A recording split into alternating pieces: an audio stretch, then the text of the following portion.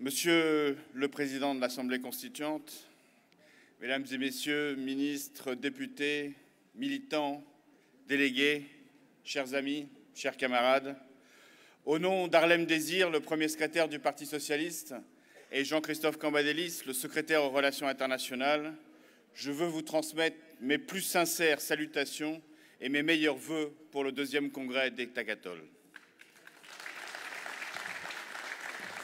Je peux vous assurer de notre soutien plein et entier à votre président et à votre parti. Et c'est un véritable plaisir d'intervenir ici devant vous, 19 ans après la fondation du Forum démocratique pour le travail et les libertés, le 9 avril 1994, par Moustapha Ben Jaffar. C'est à ce moment-là qu'on s'est rencontrés, que j'ai appris à le connaître. Et depuis lors, Moustapha, comme beaucoup d'entre vous, n'ont jamais dévié des trois mêmes objectifs, la démocratie, les libertés et la justice sociale. C'est aussi un plaisir d'être ici, 2 ans et demi après le début de la révolution tunisienne, qui a apporté tant d'espoir, mais aussi tant d'attentes et parfois des inquiétudes.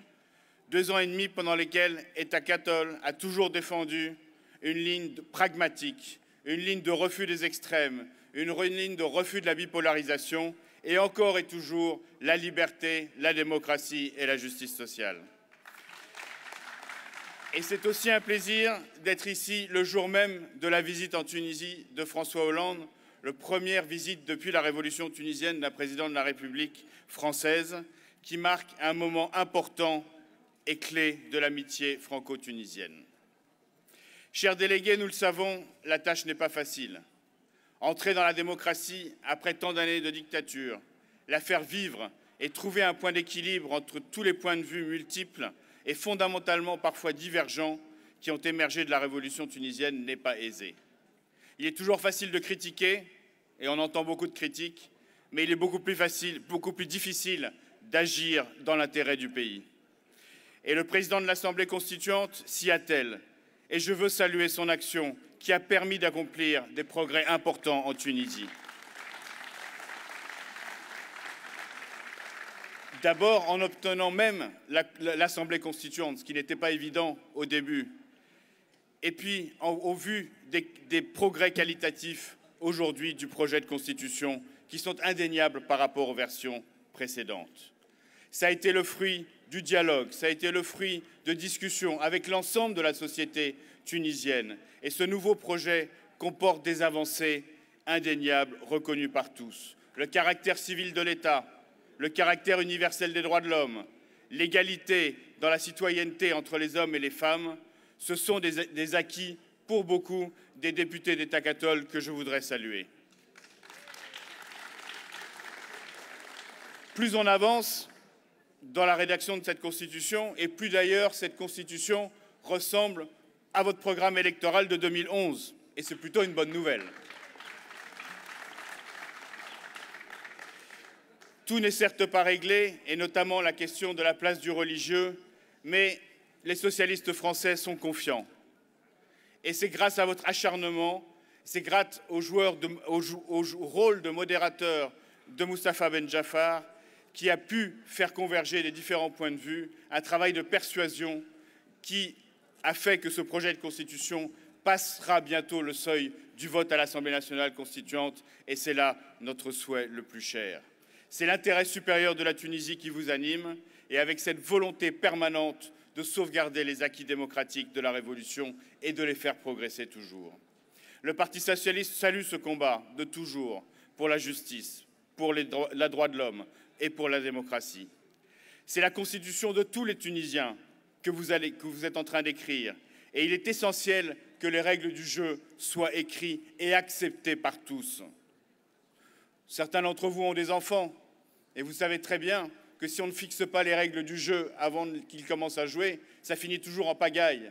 Et bien c'est la même chose pour la démocratie et pour un État de droit. Si les règles ne sont pas claires et acceptées par tous dès le départ, ça sera la pagaille. Et on le voit dans beaucoup d'autres pays, malheureusement. Et donc, il est essentiel d'avoir ce consensus de toutes les forces politiques pour que tout le monde puisse accepter la Constitution et partir de là pour construire une Tunisie démocratique et moderne.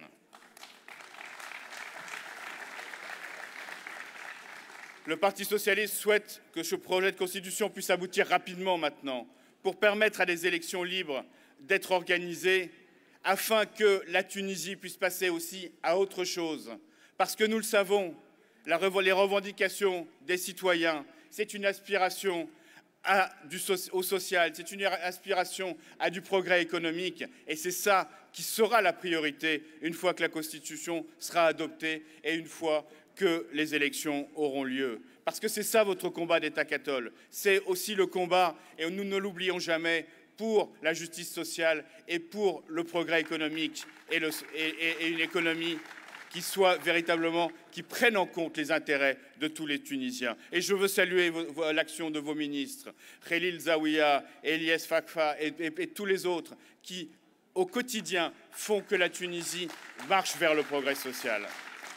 Et je suis heureux particulièrement aujourd'hui que François Hollande, dans sa visite, ait apporté des progrès par le dialogue en matière économique et sociale, par de nombreux contrats signés, notamment dans la modernisation du ferroviaire, mais aussi du portuaire.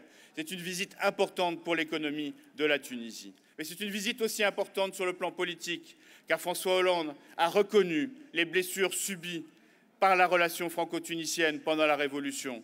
Et il a voulu, et il l'a dit devant l'Assemblée constituante, tirer toutes les leçons du passé récent de la Révolution et de l'attitude de la France pendant la transition, mais aussi du passé plus lointain, en annonçant l'ouverture des archives pour faire toute la lumière sur l'assassinat de Farah Hached.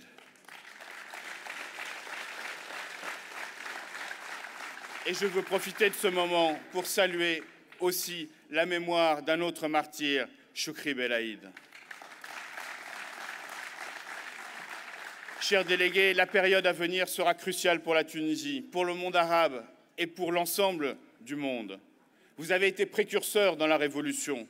Vous pouvez être précurseurs dans l'assise de la démocratie. À l'heure où l'Égypte se déchire, et nous sommes très inquiets, parce que le combat politique, c'est dans les urnes qu'il doit se passer, et non par les armes. Mais la Tunisie n'est pas l'Égypte, car il n'y a pas de bipolarisation ici.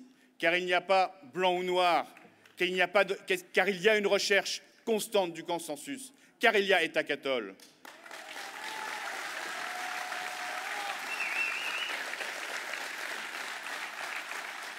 Vous êtes le parti du dialogue, vous êtes le parti de l'unité, vous êtes le parti de la réconciliation. Et chers amis, nous avons confiance dans ce processus. Nous sommes à vos côtés.